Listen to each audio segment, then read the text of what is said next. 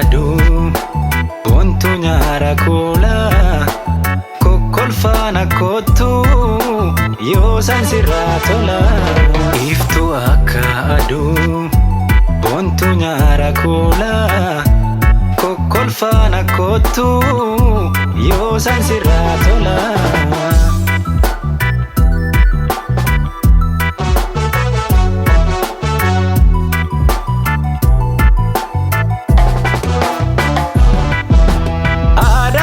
Faayamtee intala abbaa gadaa hundinuu si hawwaa hunduu si barbaada. Aadaa isheen faayamtee intala abbaa gadaa hundinuu si hawwaa hunduu si barbaada.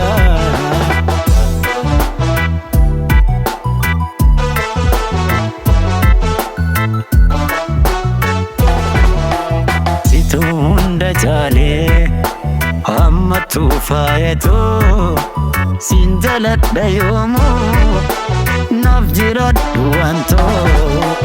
Situu hunda jaalee amma tuufaayeetoo siin jaladha yoomuu naaf jiradhu wantoo.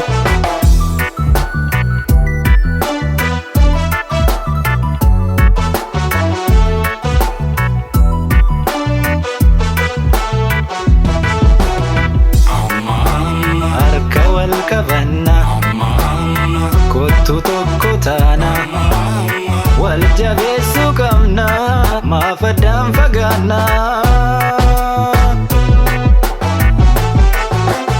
Ilmaan abbaa gadaa hortee kushiba garaagar nu baasuuf qoosaa jirti jarri qoosaa jirti jarri. Nuti addaan hin baanu abeekanii barii anuu beektu jarri.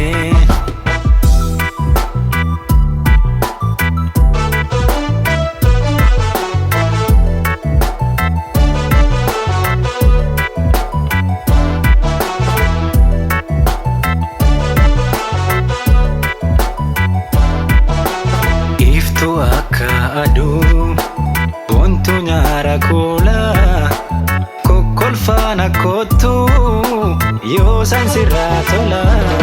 Iftuu akka aduu boontuu nyaara kuulaa kokkolfaana kottuu yoo san sirraa tola.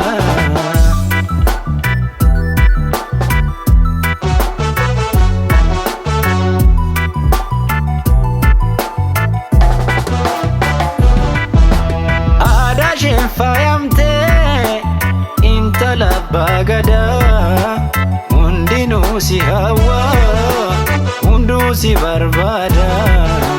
Aadaa isheen faayamtee intala abbaa gadaa hundinuu si hawwaa hunduu si barbaada.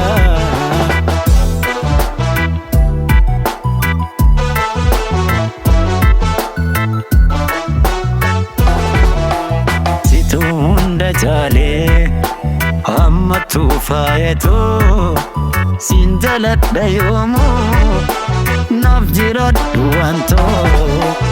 Situu hunda jaalee amma tuufaayeetoo siin jaladha yoomuu naaf jiradhu wantoo.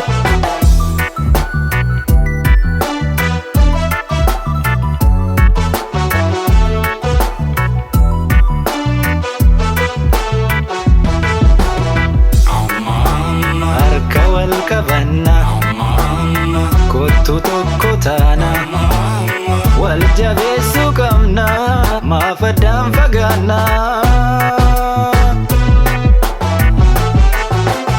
Ilmaan abbaa gadaa hortee kushiba garaagar nu baasuuf qoosaa jirti jarri qoosaa jirti jarri. Nuti addaan hin baanu abeekanii barii anuu beektu jarri.